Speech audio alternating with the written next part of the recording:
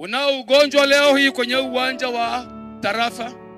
Una ugonjwa ambao watu wamesha kuweka pembeni. Mke wako, mume wako wamesha kuweka pembeni. Hospitali imesha kuweka pembeni.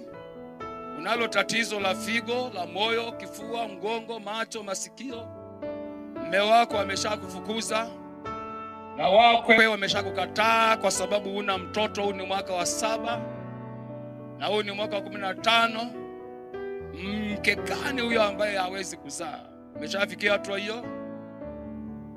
Umeshafikia hatua hiyo kukataliwa kabisa?